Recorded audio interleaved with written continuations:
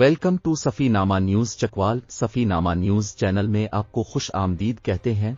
खबर शामिल करते चकवाल से राजा वसीम की इस रिपोर्ट में। जी वसीम ताज़ा तरीन सूरत हाल से आगाह करे, तो चलते हैं आज की खबर की जानिब।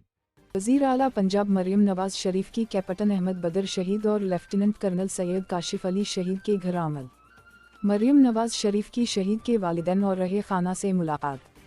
मरियम नवाज शरीफ की शहीद के अहल खाना से तज़ियत। मरियम नवाज शरीफ ने जुरत व बहादुरी से दिफा वतन का फ़र्ज़ निभाते हुए शहादत के बुलंद मर्तबे पर फाइज होने वाले शुहदा को खराज अक़ीदत पेश किया।